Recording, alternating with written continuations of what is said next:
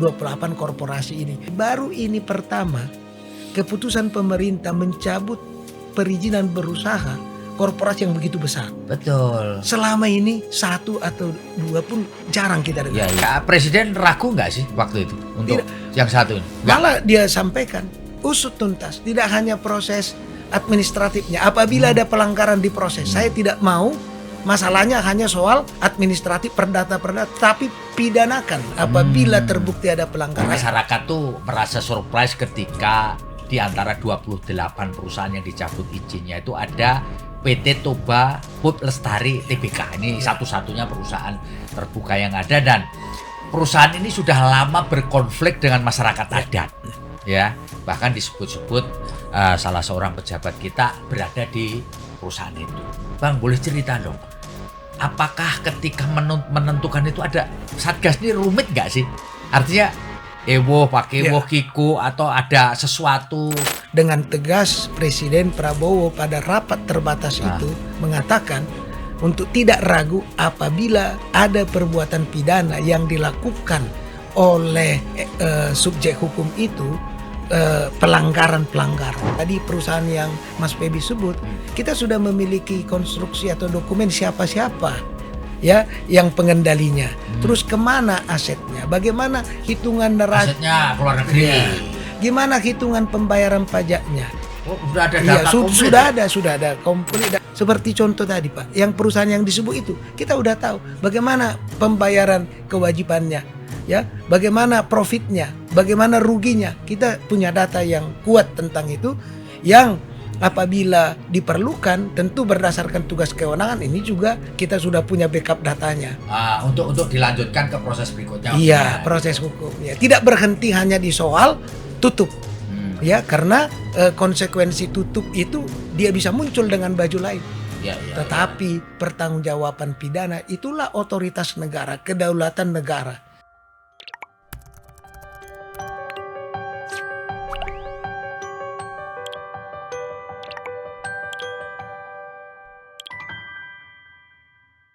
Assalamualaikum warahmatullahi wabarakatuh. Salam damai sejahtera buat kita semua. Bertemu kembali dengan saya, Febi Mahendra Putra, Direktur Pemberitaan Tribun Network. Tribuners, setelah longsor dan banjir besar di 3 provinsi di Pulau Sumatera pada akhir Desember 2025 yang lalu, Satuan Tugas Penertiban Kawasan Hutan bergerak cepat melakukan pemeriksaan, dan hasilnya pemerintah menyatakan mencabut izin 28 perusahaan yang dinilai melanggar pemanfaatan kawasan hutan. Kabarnya sebelum Presiden Prabowo Subianto mencabut 28 izin korporasi yang diumumkan pada Selasa 20 Januari 2026, sederet penelitian, penyidikan, investigasi hingga audit telah dilakukan. Sebanyak 28 perusahaan itu ada yang terkait dengan banjir Sumatera dan ada pula yang tidak. Dan dari 28 perusahaan tersebut, 22 perusahaan merupakan pemegang izin berusaha pemanfaatan hutan dan total luasannya mencapai 1 juta sekian hektar, serta 6 perusahaan lainnya yang bergerak di sektor pertambangan, perkebunan, serta pemanfaatan hasil hutan kayu. Dan untuk ngobrolin itu saya telah bersama dengan juru bicara Satgas PKH, Bang Barita Simanjuntak. Saya akan sapa beliau. Apa kabar Bang Barita? Kabar baik Mas Febi. Luar biasa Bang Barita. Bang, ini tentu masyarakat kepingin tahu lebih dalam, makanya kita undang Bang Barita ke studio kita. Bang, beberapa waktu lalu setelah diumumkan pencabutan izin 28 perusahaan, kemudian ada statement dari Menteri Sesnek, Sekretaris Negara Pak Prasetyo Adi, yang menyatakan bahwa meskipun izinnya dicabut tapi masih boleh beroperasi, sehingga menimbulkan sakwa sangka, salah paham, dan seterusnya. Bang Barita bisa menjelaskan ini gimana sih sebenarnya, yang benar itu gimana? Terima kasih Mas Febi. Ya. Saya kira ini juga kesempatan yang baik ya untuk kita bisa menyampaikan informasi publik ya berkaitan dengan tugas-tugas Satuan Tugas Penertiban Kawasan Hutan. Yang pertama sekali tentu landasannya. Satuan Tugas Penertiban Kawasan Hutan ini dibentuk dengan Peraturan Presiden Nomor 5 Tahun 2025 dan mulai berlaku pada 21 Januari 2025. Nah, belum 1 tahun.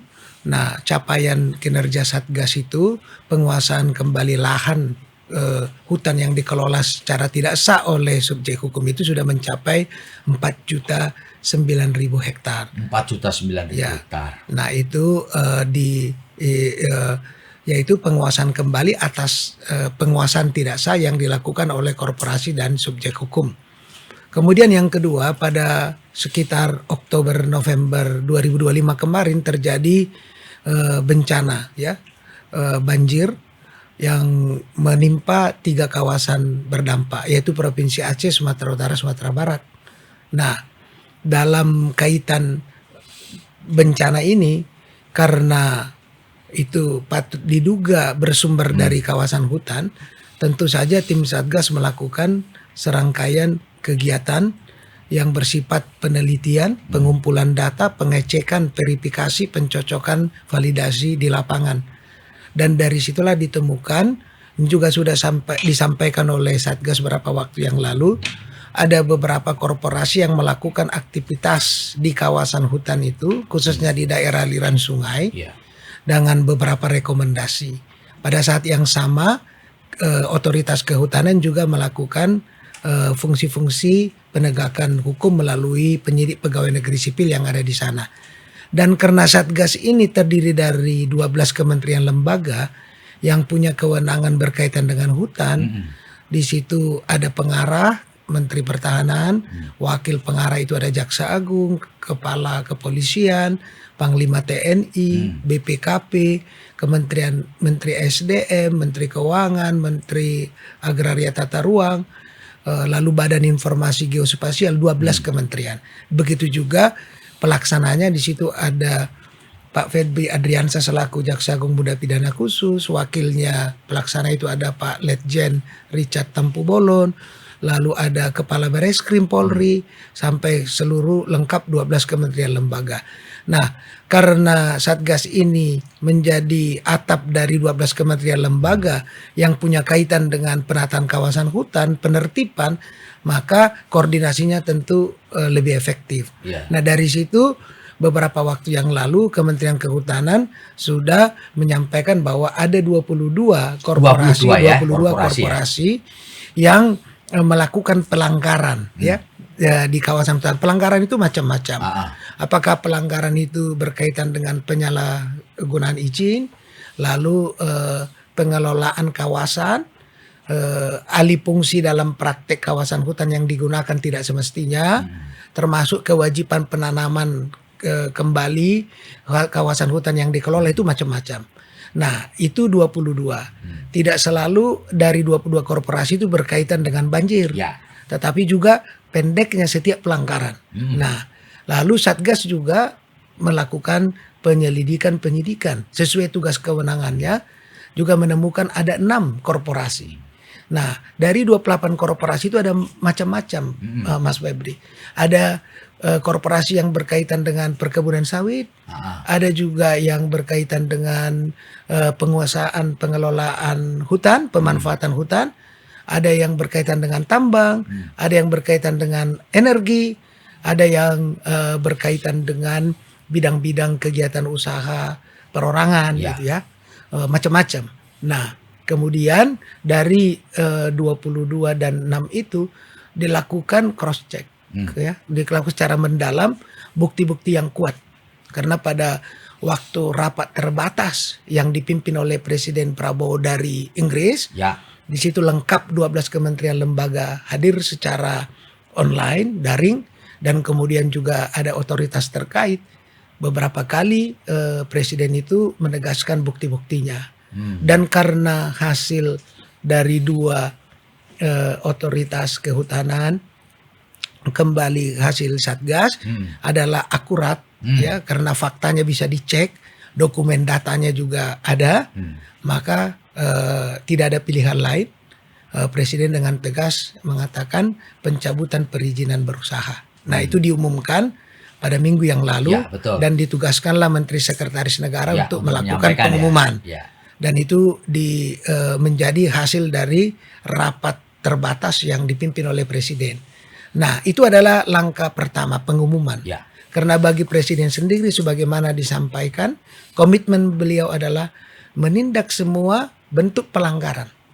Tidak hanya kawasan hutan sebenarnya, tapi beliau punya rencana untuk menertibkan semua hal-hal yang berkaitan dengan kekayaan sumber daya alam. Ya. Karena ini yang sangat potensial digunakan untuk kemakmuran rakyat. Tapi kalau hanya dimiliki, digunakan secara tidak sah oleh segelintir, maka cita-cita untuk mewujudkan pasal 33 Undang-Undang 45 adalah kewajiban pemerintah. Itulah sebabnya kemarin itu 28 korporasi ini yang alat buktinya ada, sudah dapat diajukan ke proses administratif pencabutan, diumumkanlah ya untuk proses pencabutannya. Lalu yang kedua, pengumuman pencabutan itu kan langkah pertama. Yang kedua, ini perlu ditindaklanjuti oleh otoritas yang memberi izin untuk mencabutnya. Jadi pengumuman lalu dilanjutkan dengan otoritas yang memberi izin. Ya, untuk melakukan langkah-langkah juridisnya. Karena kan izin diberikan tertulis, maka cabutnya juga harus tertulis. Nah, dalam proses itulah tentu kementerian sektoral itu yang antara lain ada 22 subjek hukum yang berkaitan dengan otoritas Kementerian Kehutanan. Kemudian ada 2 korporasi subjek hukum yang berkaitan dengan Kementerian Energi Sumber Daya Mineral. Kemudian ada 3 subjek hukum yang berkaitan dengan Kementerian Pertanian. Dan ada 1 subjek hukum yang prosesnya itu ada di pemerintah daerah Provinsi Aceh. Nah, 28 korporasi ini, Mas Febi, itu tidak sama bentuknya karena macam-macam. Ada sawit, perkebunan, ada penguasaan hutan, ada tambang, ada energi, ya macam-macam. Tentu saja tidak sama pola-pola penyelesaiannya, karena itu terkait dengan regulasi yang ada di sektoralnya.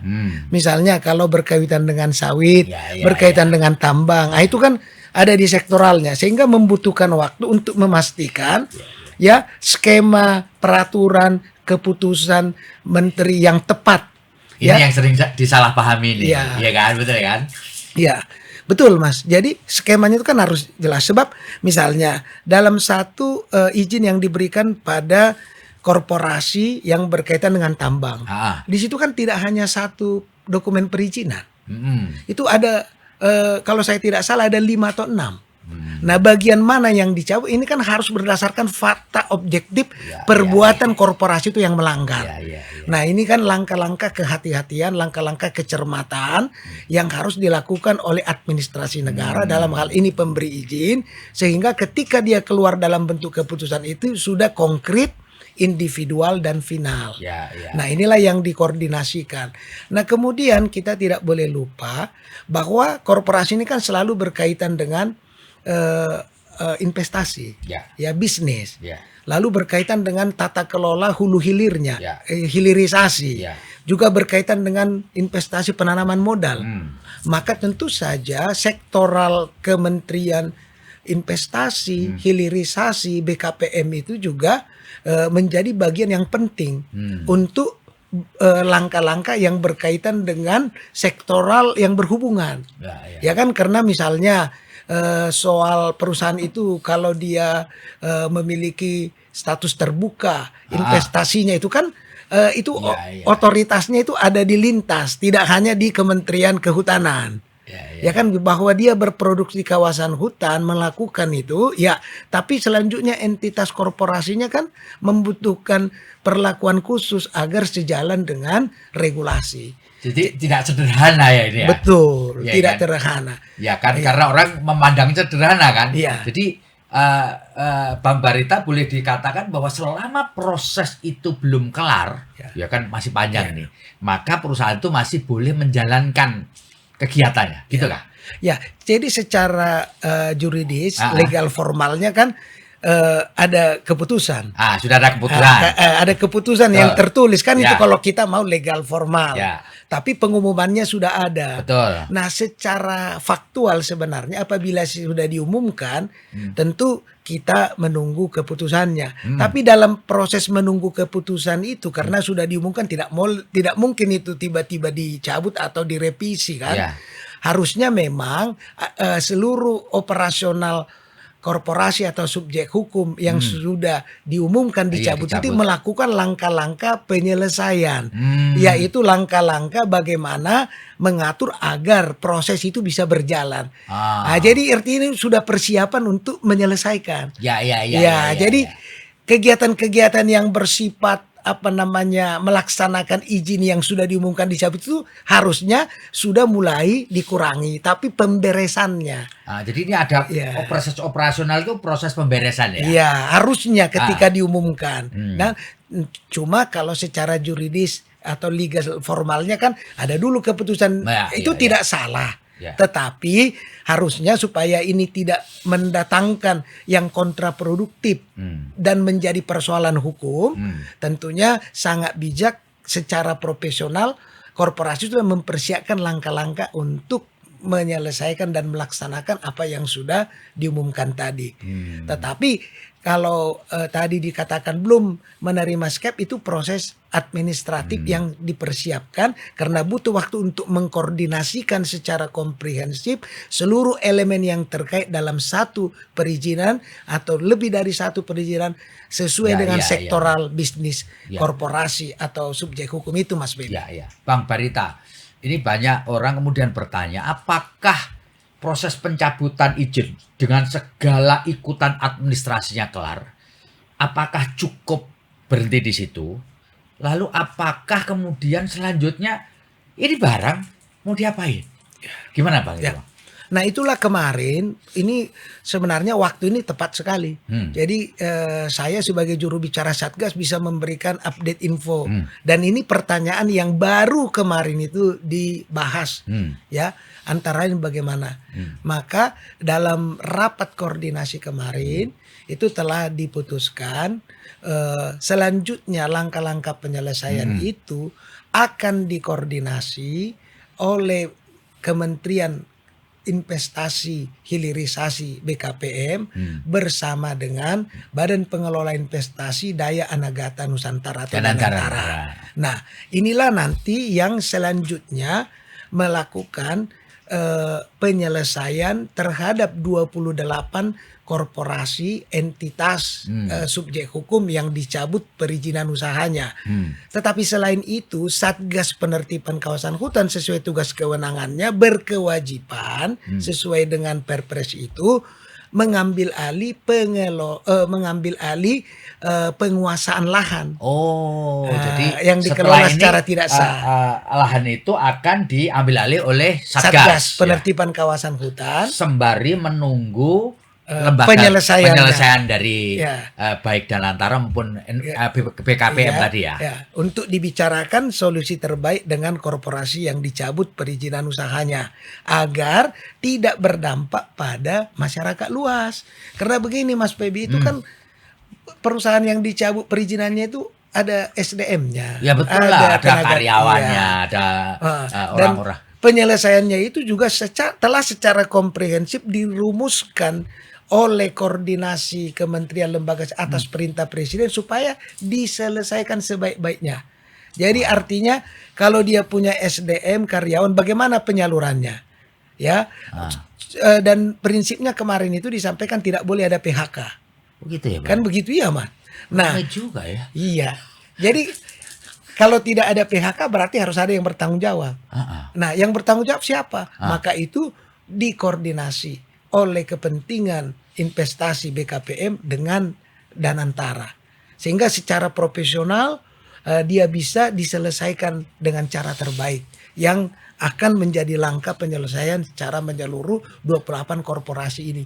Karena begini Mas Febi, baru ini pertama keputusan pemerintah mencabut perizinan berusaha korporasi yang begitu besar. Betul. Selama ini satu atau dua pun jarang kita dengar. Iya. Nah tentu saja akibatnya juga harus diperhitungkan. Betul. Itu dampaknya memang ini tidak kaleng-kaleng ini, Bang. Betul nggak? Betul. Apalagi yang terkait dengan perusahaan TBK, Bang. Ya. Ya kan, begitu kan. Bang, perlu juga dielaborasi nih, Bang. Apakah setelah ini kita pernah mendengar bahwa ada rencana untuk melakukan proses hukum selanjutnya, Ya. misalkan lewat entah perdata, entah pidana. Itu tugas Satgas PKH atau gimana itu, Bang? Nah, Satgas PKH berkewajiban memberikan informasi seluruh pelanggaran di kawasan hutan. Ya, karena Satgas PKH ini dilengkapi dengan instrumen negara yang punya kemampuan untuk mendeteksi sampai sekecil apapun bukaan, tutupan, maju mundur berapa lama ya yang ada di kawasan hutan, ya, dengan kemampuan entitas yang ada di dalam Satgas ini sampai ke pelosok hutan itu bisa di cover. Nah, itu sebabnya dia berkewajiban menyajikan data itu. Nah, kemudian juga di dalam Satgas itu ada lembaga negara Badan Informasi Geospasial yang dengan teknologi yang sekarang bisa melakukan pencitraan akurat sampai dengan skala 1:50.000. Sehingga bias dari standar pengukuran itu bisa semakin kecil atau tidak signifikan antara data yang ada dalam dokumen dan data lapangan.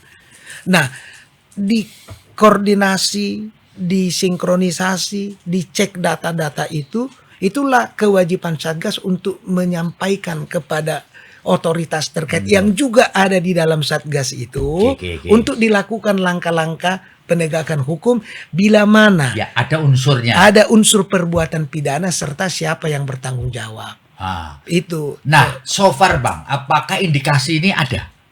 Ada. Oh, ada ya. Jadi sebenarnya memungkinkan untuk dibawa ke proses hukum selanjutnya. Ya. Gitu Nah, kemarin itu dengan tegas Presiden Prabowo pada rapat terbatas itu mengatakan untuk tidak ragu apabila ada perbuatan pidana yang dilakukan oleh subjek hukum itu pelanggaran. Nah, yang di depan mata Mas Feby. Ya, ini, itu penting. Yang di depan mata itu kan bencana banjir. Kenapa terjadi bencana banjir? Memang ada fenomena hidrologi. Tetapi dari sejak dulu kan akurat saintifik kita, teknologi kita sudah mengatur bahwa daerah aliran sungai itu harus steril dari segala apapun sehingga lancar. Kan itu sudah. Namun dari temuan Satgas diperparahnya banjir ini karena daerah aliran sungai kita alih fungsi. Didirikan atau ditanami yang tidak semestinya ada di daerah aliran sungai. Itu contoh itu di depan. Salah satu contoh, unsur ya. Jadi alih fungsi. Nah, alih fungsi ini kan perbuatan melawan hukum. Itu perbuatan pidana karena dampaknya terjadi korban kerugian, kerusakan lingkungan, korban jiwa. Jadi ini yang menjadi tugas Satgas menyampaikan ini ada perbuatan pidana di sini. Belum lagi hutan konservasi dan hutan lindung itu kan dilarang untuk dilakukan aktivitas apapun. Misalnya tidak boleh ada di situ perkebunan. Karena itu konservasi untuk kepentingan habitat keanekaragaman hayati, flora dan fauna. Tapi ternyata ada ada. Itu unsur pidana dilakukan usaha tambang. Kan itu sudah pelanggaran. Kemudian kawasan hutan konservasi kan memang untuk menjaga buffer dari kemungkinan penyangga ada bencana. Ternyata dilakukan aktivitas yang tidak semestinya. Nah, ini kan perbuatan yang berakibat terjadinya korban. Nah, ini kan sudah jelas kalau kawasan hutan lindung dijadikan objek adanya sesuatu itu kan sudah perbuatan pidana. Karena undang-undang kehutanan, undang-undang lingkungan hidup melarang. Jadi clear. Jadi semua 28 korporasi itu sekarang sedang ditugaskan kepada Satgas untuk mengidentifikasi perbuatan-perbuatan pidana, perbuatan melawan hukum yang dilakukan dan dieskalasi kepada aparat penegak hukum baik oleh kepolisian, kejaksaan maupun oleh penyidik pegawai negeri sipil untuk segera diproses secara hukum. Kalau dilihat ini, Bang, lebih pas mah yang nangani penyidik pegawai negeri sipil, polisi atau kejaksaan? Nah ini berkolaborasi Bang. Oh. Karena Mas begini, kalau misalnya sektor kehutanan itu ada karakteristik yang kompetensi untuk menentukan pelanggarannya itu ada di kehutanan penyidiknya. Pak penyidik pegawai negeri Iya, sipil. seperti misalnya menentukan jenis kayunya, Oh. umur kayunya, register kayunya, tanaman jenis apa yang boleh, yang tidak boleh. Itu kan ilmunya khusus. Ya. Nggak boleh ilmu umum. Ya,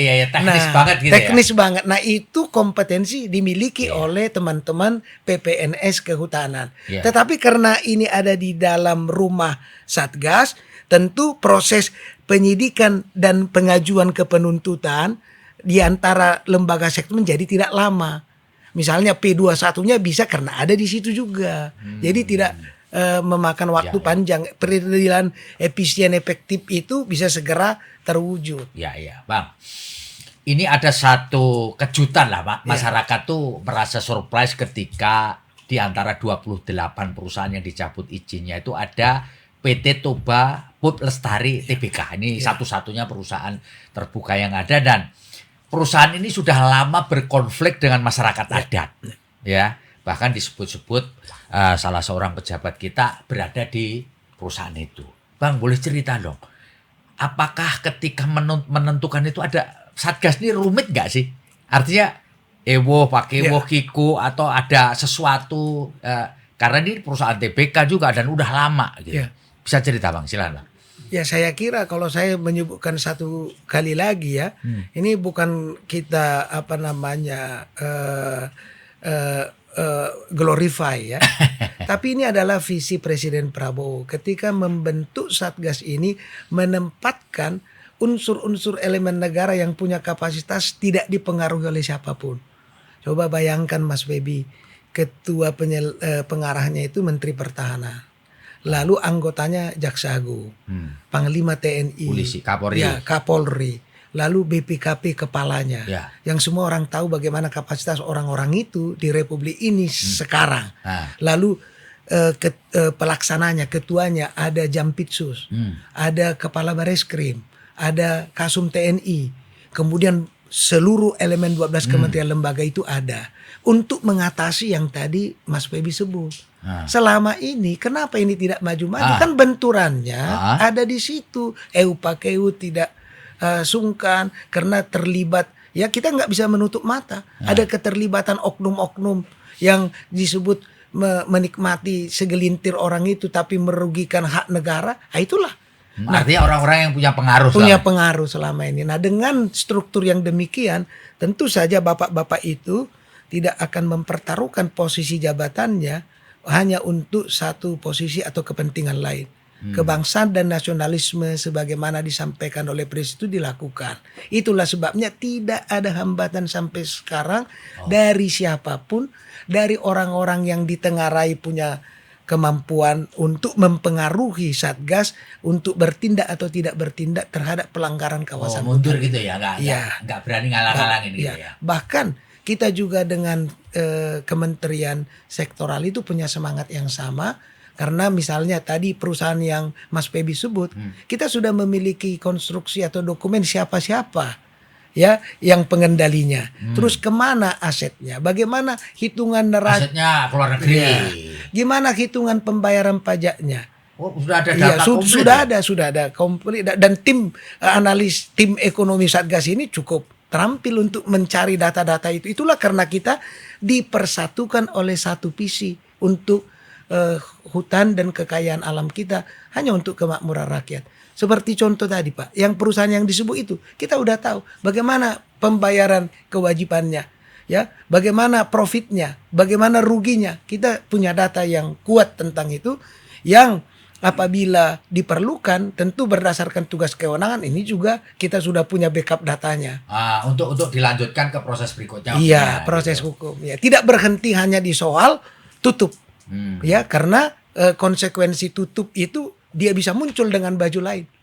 Tetapi pertanggungjawaban pidana itulah otoritas negara, kedaulatan negara yang harus terwujud dalam seluruh aktivitas bisnis, sehingga seluruh kepentingan subjek hukum korporasi ini harus tunduk pada aturan kita. Begitu Mas Febi. Bang Barita, bisa diceritakan nggak apakah Presiden Prabowo sebelum menyetujui ini tahu persis bahwa PT Toba Food Lestari ini eh, bukan punya ya, tapi ada keterlibatan konglomerat besar di sana yang tinggal di Singapura, yang punya perusahaan banyak di negeri kita, ada juga pejabat senior yang tahu persis nggak, Pak? Iya.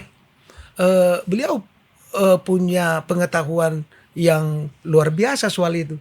Ketika Pak Prabowo ini memutuskan untuk satu atau dua langkah-langkah kebijakan yang seperti itu, dia sudah punya data di belakangnya. Jadi Presiden ragu nggak sih waktu itu untuk Tidak. yang satu ini? Nggak. malah dia sampaikan usut tuntas, tidak hanya proses administratifnya. Apabila ada pelanggaran di proses, saya tidak mau masalahnya hanya soal administratif perdata, tapi pidanakan apabila terbukti ada pelanggaran. Nah, itu kan pesan yang kuat. Ya. Pak Barita, Bang Barita, ini beberapa pihak ya, ini negara demokrasi itu sempat melontarkan satu kritik lah ya. Masukan buat Satgas PKH yang dianggap satu. Jadi Satgas ini terutama dalam konteks 28 perusahaan itu hanya menyentuh perusahaan-perusahaan kelas menengah. Bahwa ada yang satu yang tinggi ya. Lalu yang kedua, ada kesan, makanya ini perlu dijawab juga, tumpang tindih dengan aparat-aparat yang selama ini memang tupoksinya ngurus itu. Meskipun tadi Bang Barita Mauli ini kan disatukan dalam satu wadah besar. Coba Bang, bisa dielaborasi nggak bahwa ini ketidaktransparan itu hanya menyentuh yang menengah lah ke bawah. Gimana Bang? Nah ini saya kira bagus juga untuk kita respon ya. Satu, kalau dilihat anatomi 28 korporasi itu enggak kaleng-kaleng. Dan baru kali ini kan langsung 28. Bukan satu atau dua, ya kan? Dan itu bisa dilihat itu nanti di 28 itu mana yang perusahaan besar, mana yang kecil. Bisa dicek. Ya, kita punya data yang kuat tentang itu. Karena Satgas itu melakukan kegiatan penertiban bukan besar kecilnya perusahaannya. Tapi pelanggarannya. Apabila ada pelanggaran, mau perusahaan sebesar apapun, ini soalnya kedaulatan negara. Sebaliknya, kalau perusahaannya kecil, ya tapi pelanggarannya juga ditindak. Jadi bukan bergantung kepada target perusahaan besar atau perusahaan kecil. Tapi bahwa selama ini itu ada satu kehausan masyarakat untuk menyaksikan keadilan bagi semua, saya kira itu adalah hal yang wajar. Ya, dalam praktek-praktek yang selama ini, kembali ke tadi Mas Febi menyampaikan kenapa toh juga itu tidak tumpang tindih, justru karena tidak jalan selama ini. Jadi harus ada langkah progresif, harus ada out of the box. Ini artinya satu solusi ya. Solusi untuk keluar dari masa lalu yang kita nggak jalan. Perlulah dibentuk kayak gini ya. Toh lembaga-lembaga yang tupoksinya terkait dengan itu masuk ke Satgas ini, gitu ya? Betul. Jawabannya, benar sekali, Bang Barita ya, Bang. Ini juga ada satu kekhawatiran begini, bahwa ini juga bisa menjadi apa ya, kickback, tendangan balik ketika mereka itu juga mengajukan keberatan secara hukum, ya kan? Kan tadi kan disebutkan harus ada surat keputusan yang bersifat individual dan final. Dan ini kan menjadi objek tun ya, atau objek hukum ketika mereka tidak terima. Nah, apakah Satgas juga sudah mengantisipasi kemungkinan itu, Bang Barita? Kemarin pada waktu rapat ini juga disinggung bagaimana kemungkinan ada gugatan. Satu aja kalimat Jaksa Agung. Lawang kita yang kerja benar aja bisa digugat. Yang kita kerja yang benar aja peluang digugat ada, kenapa kita harus takut? Satu. Yang kedua, proses pengambilan keputusan sampai pada 28 ini dicabut itu panjang.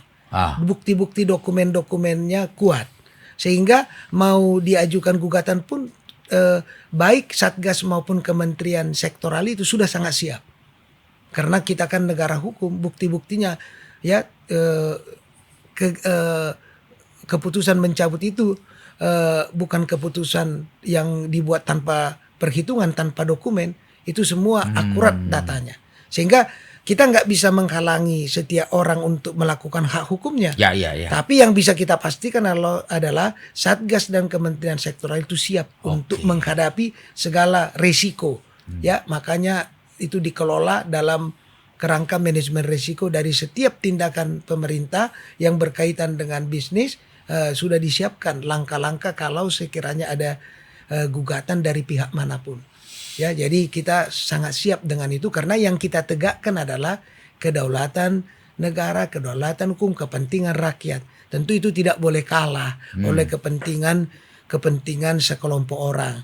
Walaupun berat tantangannya, tetapi karena dasarnya bekerja Satgas ini adalah peraturan, adalah regulasi yang secara otentik dapat dipertanggungjawabkan, maka seberapapun gugatannya Satgas tentu tidak boleh menyerah. Sebab ikhtiar untuk membangun bangsa kita yang bebas dari praktek-praktek yang merugikan rakyat harus diakhiri. Nah, karena kan ini kan Abang tadi bukan perusahaan kaleng-kaleng. Pasti juga punya mampu menyewa pengacara-pengacara hebat lah. Betul kan Bang? Iya, betul. Ya kan, dan pasti ini periuk kan.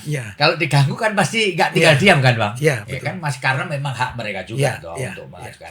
Bang, ini saya kepingin satu elaborasi juga yang mungkin kita tidak bisa menjawab penuh pada kesempatan ngobrol kali ini, tapi Abang kasih clue-nya aja boleh. Ini Bang, ini adalah perusahaan TBK satu ya. Dia sudah melantai di pasar bursa. Pemiliknya dalam tanda petik adalah masyarakat luas. Ketika ini berhenti, tentu kan negara ini harus punya kewajiban melindungi orang-orang yang pemegang shareholder masyarakat ini yang membeli di pasar legal. Bagaimana Bang mengelaborasi ini Bang?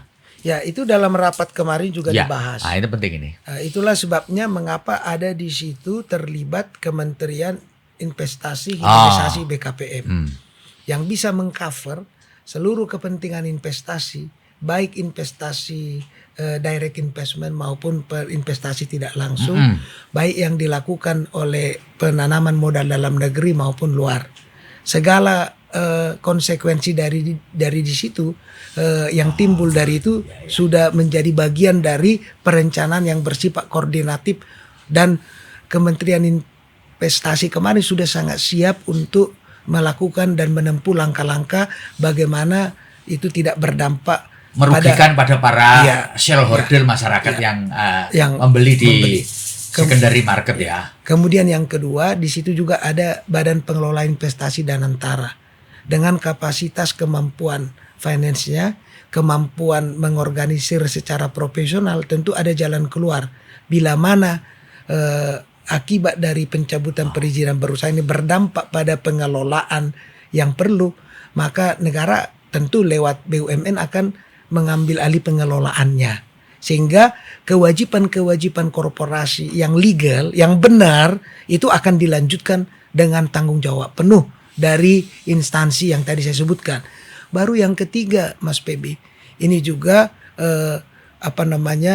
BP BUMN kita dalam rapat kemarin juga sudah menyampaikan hasil investigasinya terhadap proforma, terhadap dokumen-dokumen korporasi 28 itu ya dengan akurat, sehingga apa yang langkah yang dilakukan, lalu bagaimana proses pengalihan dan penyelesaian asetnya, SDM-nya itu adalah bagian yang sedang dikerjakan dan berproses dalam penyelesaian pencabutan 28 korporasi ini.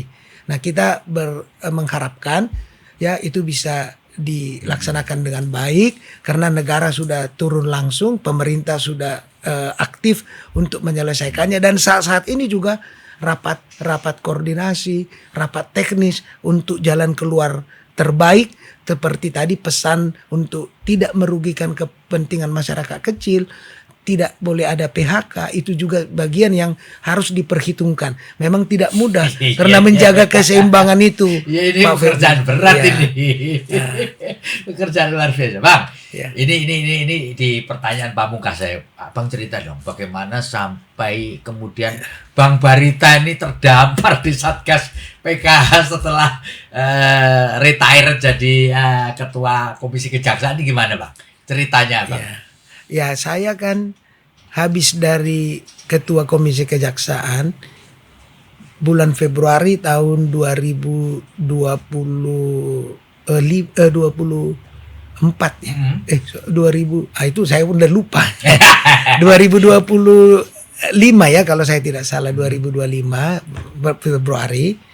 Nah, kemudian Jaksa Agung Pak Burhanuddin karena beliau menilai kapasitas saya waktu ketua Komja itu cukup memberikan secara signifikan peningkatan public trust kejaksaan, mensupport dan mendukung bagaimana menjaga citra yang baik bagi kejaksaan, apalagi public trust kejaksaan selama 4 tahun Pak Burhanuddin kan meningkat secara signifikan menjadi lembaga penegak hukum paling dipercaya dan nomor 3 dari seluruh kementerian lembaga negara sesudah TNI dan Presiden. Nah, beliau melihat sayang sekali kalau kemudian yang menurut beliau bukan narsis ini Mas, saya dilepas begitu aja. Nah, pada saat saya selesai masa jabatan sebagai Ketua Komisi Kejaksaan, beliau langsung meminta kesediaan saya untuk menjadi tenaga ahli Jaksa Agung. Oh, tenaga ahli Jaksa Agung. Nah, dalam tugas-tugas sebagai tenaga ahli itu tentu kita bisa secara intensif langsung memberikan masukan, pertimbangan kepada Jaksa Agung. Memang kelebihan Pak Burhanuddin ini adalah dia selalu melihat kepentingan kejaksaan itu tidak hanya secara internal, tapi overview dari pihak-pihak lain. Dia sangat cermat mendengar, melihat bagaimana memperbaikinya. Dan karena itulah saya bersedia menjadi tenaga ahli. Nah, pada waktu Oktober 2025 kemarin, Ketua Tenaga Ahli sebelumnya Pak Darmono almarhum wafat. Lalu beliau langsung menghubungi saya untuk menjadi Ketua Tenaga Ahli Jaksa Agung yang sebelumnya anggota biasa. Saya tentu sebagai orang yang mengenal kejaksaan, ya tidak punya pilihan lain untuk menyetujui. Nah, diangkatlah saya sebagai Ketua Tenaga Ahli Jaksa Agung per Oktober. Harapan beliau adalah kalau Ketua Tenaga Ahli itu bisa berkontribusi menjaga seperti yang selama ini atmosfernya bagus, ada manfaatnya, itu akan bisa lebih banyak berperanan daripada sekedar anggota. Nah, kemudian pada akhir Oktober, pada waktu Satgas Penertiban Kawasan Hutan ini kan kinerjanya banyak Pak, dari mulai Januari. Tapi expose-nya, karena kan itu semua orang-orangnya kan punya pekerjaan, pejabat-pejabatnya itu punya pekerjaan utama juga. Ada yang menteri, ada yang eselon 1. Sehingga yang permanen di situ bisa dikatakan sangat terbatas.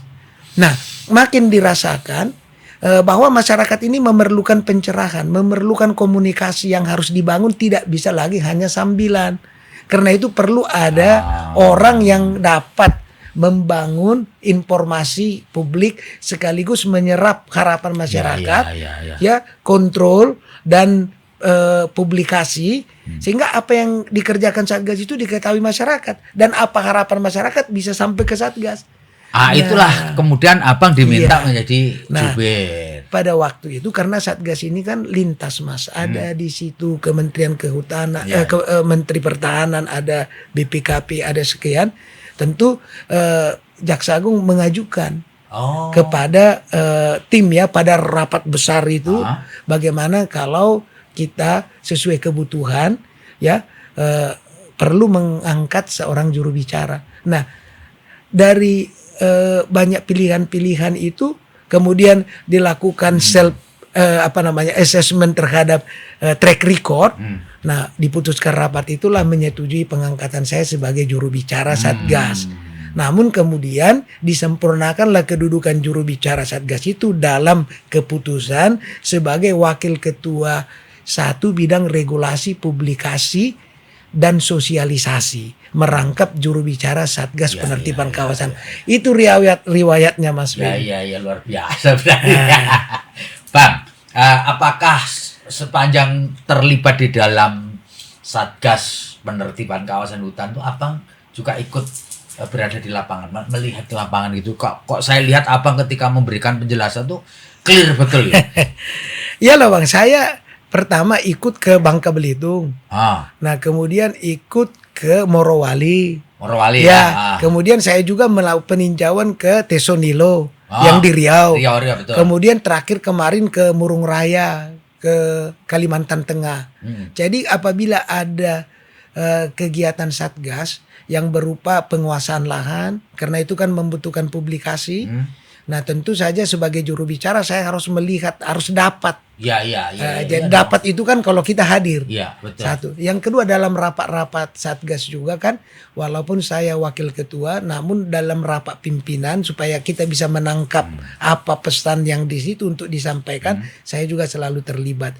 Jadi kemarin juga waktu terjadinya banjir itu kita juga menyaksikan. Oh, Mas. Abang ke sana juga?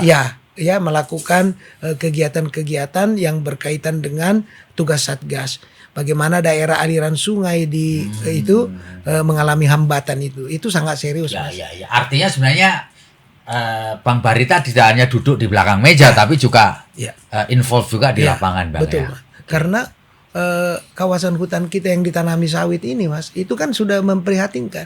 Kenapa korporasi lalu subjek hukum perusahaan sawit kita yang paling kaya, yang paling banyak itu, tapi sekelompok orang dibanding pengusaha-pengusaha Malaysia misalnya, karena yang dikelola, yang diambil itu kawasan hutan, dan kawasan hutan itu tidak perlu diakuisisi lahan, kan begitu. Kalau nggak punya lahan, nggak perlu modal, cukup diselesaikan dengan cara-cara lain. Satu.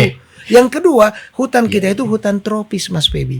Hutan tropis itu terkenal subur. Jadi kalau ditanami sawit, dia nggak perlu habis untuk pemupukan. Karena ditanam di kawasan hutan. Jadi efisiensinya luar biasa. Jadi modalnya dikit lah ya, dapatnya banyak gitu ya. Dan itu ratusan ribu bahkan jutaan hektar selama bertahun-tahun. Nah, tapi juga ini mumpung kesempatan saya perlu sampaikan bahwa kalau korporasinya legal, dia memiliki izin yang sah, tidak perlu ragu, tidak perlu khawatir terhadap langkah-langkah penertiban Satgas. Justru Satgas menjaga agar yang benar itu terlindungi, yang salah itu ditindak. Satgas juga berkewajiban agar orang yang tidak melanggar tidak boleh dihukum. Nah itu supaya meskipun memang Bang Barita di luaran muncul satu narasi pemerintah semena-mena ngambil kebun-kebun sawit, kan? Pemerintah semena-mena ngambil hak orang, kan gitu kan? Iya kan? Ya narasi yang muncul begitu. Mungkin dengan penjelasan Bang Barita ini pengimbang lah, sebagai pengimbang informasi yang sekarang banyak beredar di masyarakat. Oke, Bang Barita terima kasih banyak atas ngobrol kita hari ini, dan moga-moga Satgas ini lancar lah, Bang. Karena tugasnya nggak ringan. Siap. Makasih, Mas. Terima kasih.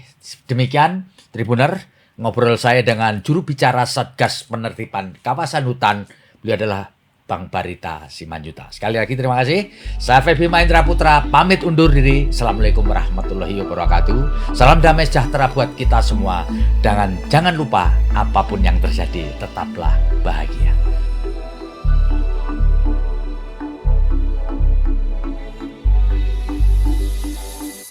Terima kasih sudah nonton. Jangan lupa like, subscribe, dan share ya.